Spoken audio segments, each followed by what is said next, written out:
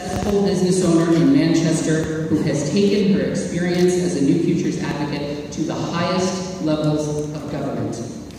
Her passion and the story behind it is reflective of the passion of so many who have given their unwavering commitment to the cause that Oliver Hubbard believed in. It is my honor to introduce her to you this evening so that you can hear firsthand the power of finding and using one's voice.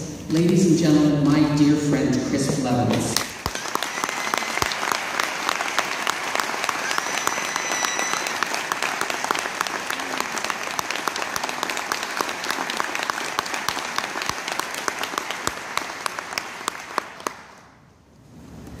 I'm ready to go. In April 2014, I lost my stepdaughter, Amber Levins, to a heroin overdose. Her death came after countless incarcerations, hospital visits, homelessness, and missed opportunities for treatment. She fell through the cracks. I work as a political and media makeup artist. I do think I have the best job in the world. But I found myself in the heat of upcoming state and presidential primary elections with an overabundance of something. It's called grief. But a voice came to me one night in a dream and whispered to me something that would change my path. The voice said, "Stay in the stream of life."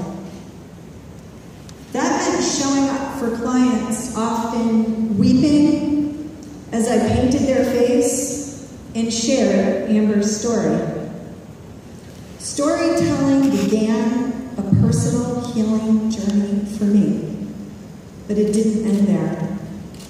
Senator Shaheen suggested that I contact New Futures, where I could learn to turn my voice into power through advocacy. Thank you, New Futures, for igniting in me courage. You gave me the confidence that I needed to take Amber's story from the New Hampshire State House all the way to Capitol Hill to be heard before Congress.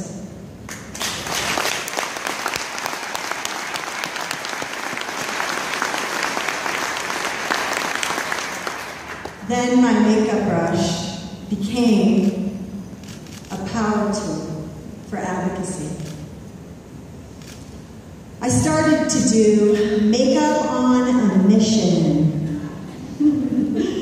I told Hillary Clinton's National Advisory Committee about Amber. I told Donald Trump about Amber. And I told Governor Chris Christie about Amber, as well as Bernie Sanders.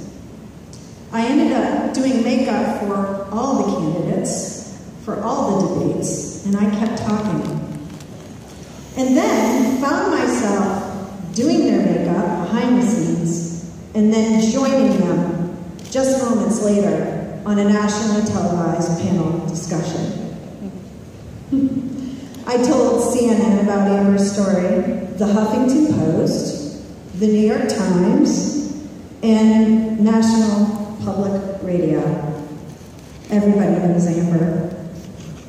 It's because people started speaking up, speaking out, that the disease that killed Amber became a constant topic during the New Hampshire primary.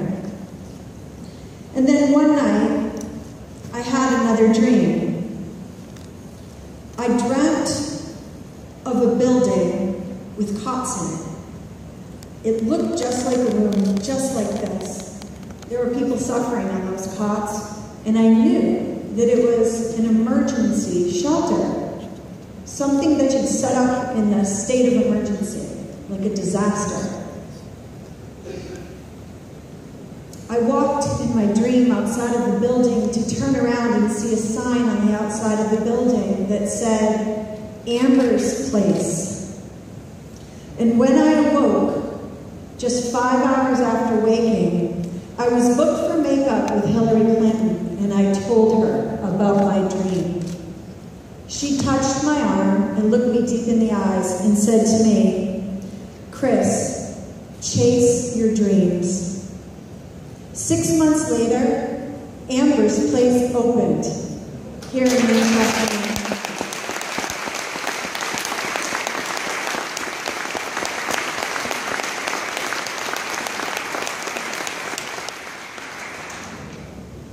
Thanks to Hope for New Hampshire Recovery for fostering this mission, this dream, and this project, and especially to the generosity of our incredible community. In the first 14 weeks that we've been opened, we have served more than 160 guests.